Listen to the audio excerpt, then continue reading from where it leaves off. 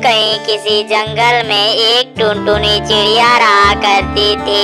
एक दिन टुनटुनी चिड़िया खाने की तलाश में बहुत दूर चली जाती है। तभी मौसम बहुत खराब हो जाता है। हे भगवान, ये सब क्या हो रहा है? मैं खाने की तलाश में काफी दूर तक आ गई हूँ और ये मौसम अचानक कैसे खराब हो गया है और मैं अपने जंगल वापस भी नहीं जा सकती हूँ। लगता है हमें आज रात इसी जंगल में गुजारनी होगी। चलो मैं वहाँ उस पेड़ पर जाती हूँ। जैसे ही टुनटुनी चिड़िया उस पेड़ पर जाती है, वहाँ पर वो देखती है कुछ कौवे पेड़ पर बैठकर आपस में बात कर रहे होते हैं। वो कौवे टुनटुनी चिड़िया को देखकर हैरान हो जाते हैं। भैया, क्या मैं आज रात में इस पेड़ पर रुक सकती हूँ? क्योंकि मौसम बहुत खराब है। मैं खाने की खोज में यहाँ तक आ गई थी, पर मैं वापस नहीं जा सकती हूँ। इसीलिए आज रात हमें यहाँ रुकने दें। चिड़िया, तुम्हारा दिमाग तो नहीं खराब है?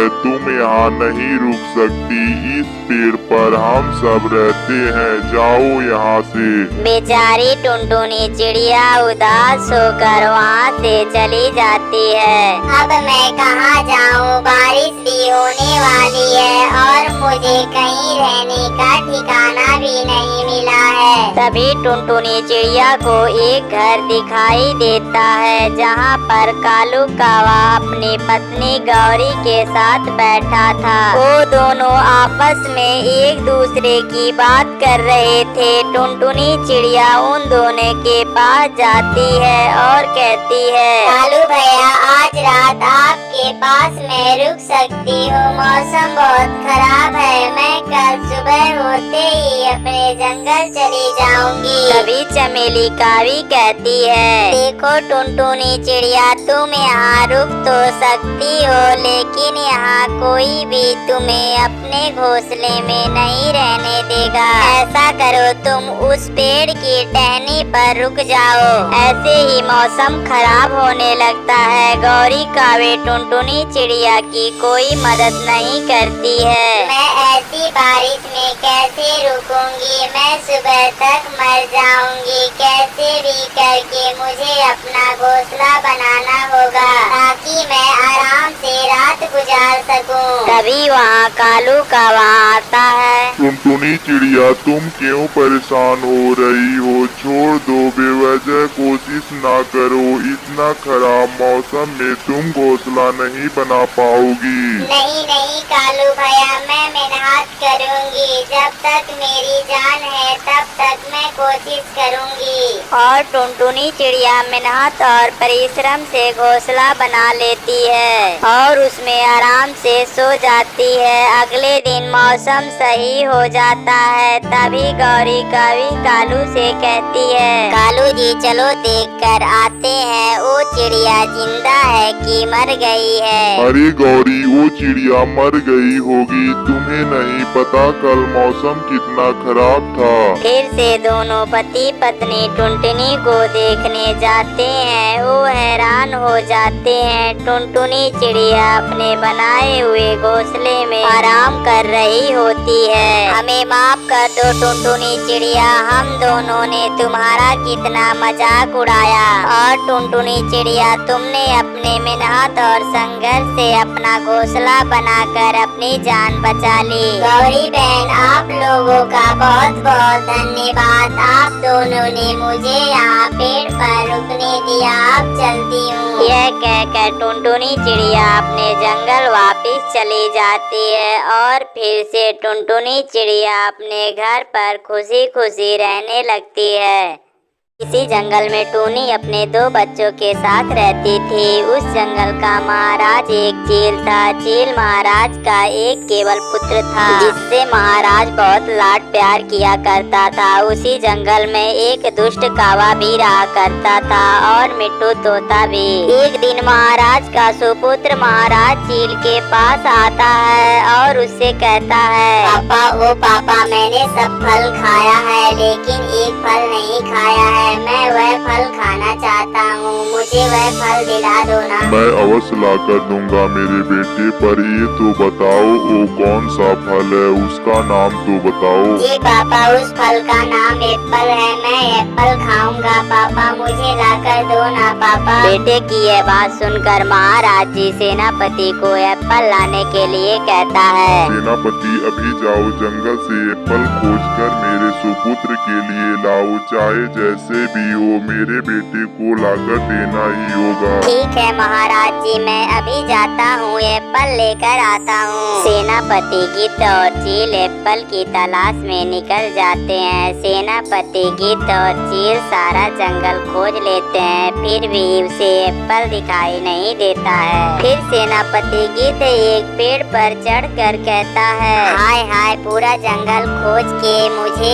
एक भी एप्पल नहीं मिला, फिर महाराज के सुपुत्र एप्पल कैसे खाएगा। यह कहकर सेनापति गिद्ध और चील वहाँ से राजभवन की ओर रवाना हो जाता है। फिर सेनापति महाराज से कहता है, महाराज मैंने तो पूरा जंगल खोज डाला, लेकिन मुझे कहीं एप्पल नजर नहीं आया। चील महाराज सेनापति से ऐसी बात सुनकर काफी गुस्सा हो जाता है और वह कहता है, ये क्या बोल रहे हो सेनापति, पूरे जंगल में तुम्हें एक भी एप्पल नहीं नजर आया। अगर मेरे बेटे को यह सब बात पता चल गया तो वह नाराज हो जाएगा। ये सब बात हो ही रही थी, तभी वहाँ पर राजपुत्र आ जाता है और कहता है, पप्पा ओ पप्पा, मेरे लिए एप्पल लाए, मुझे एप्पल दीजिए, मैं एप्पल खाऊंगा। अरे मेरे बेटे गुस्सा मत करो, मैंने सेनापति को एप्पल लाने के लिए भेजा था, उसे कोई भी एप्पल नहीं मिला, उसमें क्या मेरा दोष है। नहीं पप्पा, मुझे एप्पल चाहिए, चाहे जैसे, मैं तो एप्पल खाऊंगा, नहीं तो मैं गुस्सा होकर इस घर से निकल जाऊंगा। अरे सेनापति कुछ तो करो, मेरा बेटा नाराज हो गया। फिर सेनापति महाराज को बोलता है, महाराज मुझे लगता है पूरे जंगल में ऐलान कर देना चाहिए, आपका सुपुत्र एप्पल खाना चाहता है, तभी कोई ना कोई बच्ची आपके सुपुत्र के लिए एप्पल लेके आएगा। यहाँ पर खड़े क्यों हो सेनापति, माइक लेके जाओ, पूरे जंगल में ऐलान कर दो, जो कोई भी मेरे सुपुत्र को एप्पल लाके देगा, मैं उसे पुरस्कार में सोने और मुद्राएं दूंगा। जी महाराज जी, मैं अभी जाता हूँ। तभी सेनापति जंगल जाता है और एक पेड़ पर बैठकर ऐलान करता है, सुनो सुनो सुनो जंगल के सभी पक्षियों सुनो, महाराज का सुपुत्र एप्पल खाना चाहता है, जो कोई भी मुझे एप्पल लाके देगा, सोना और मुद्राएं इनाम में देगा। सेनापति जब यह ऐलान करता है, उसका ऐलान टूनी और उसके बच्चे सुन रहे होते हैं। तभी टूनी का